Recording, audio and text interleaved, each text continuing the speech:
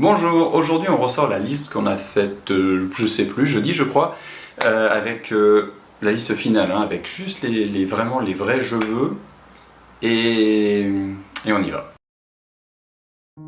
Alors quand je dis on y va, c'est que pour chacun de ceux-là, voire allez, peut-être les 3 plus importants, on va établir les premières actions à effectuer pour y aller, même si cela peut déplaire à d'autres. Des gens qui sont plus ou moins proches de nous, et ben c'est pas grave, on y va, on sait que c'est bon pour nous, on sait qu'on assume, on sait qu'on veut aussi entraîner notre volonté, donc allons-y.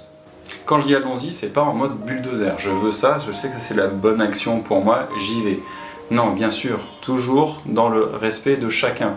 Quand on initie une action, bien vérifier qu'elle nous respecte sur tous les plans, notamment les valeurs, qu'elle respecte les autres, et si c'est le cas, on y va. Et si en cours d'exécution de ces actions, on se rend compte qu'il y a des choses qu'on n'avait pas vues et qui viennent justement remettre en cause cette notion de respect ou le fait d'incarner nos valeurs, on a tout à fait le droit de dire « bon, c'est peut-être pas la meilleure façon, j'ai toujours cette volonté-là, ce but-là, je vais peut-être essayer un autre chemin ».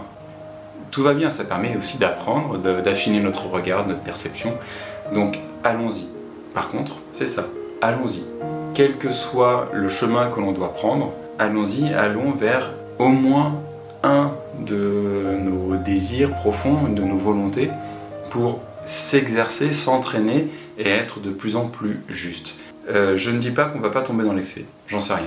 Il y a des chances. À chaque fois qu'on réouvre un domaine, on a tendance à aller dans l'excès. Moi, ça m'est arrivé quand j'ai dû réapprivoiser ma colère, que j'enfouissais beaucoup. Je la gardais vraiment sous pression, et quand j'ai décidé de la débloquer pour pouvoir la vivre et la gérer correctement, la maîtriser, il y a eu des débordements. Oui, j'ai été dans l'excès à certains moments. Et oui, ça arrive, mais ça permet d'expérimenter d'un côté, de l'autre, et puis de trouver le juste milieu qui est bon pour nous.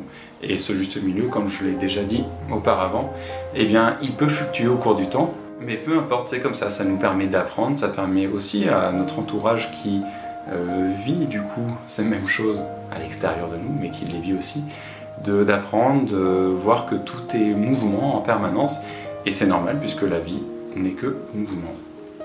Voilà, j'arrête là pour aujourd'hui, je vous remercie d'avoir regardé cette vidéo, je vous souhaite une excellente journée et prenez soin de vous.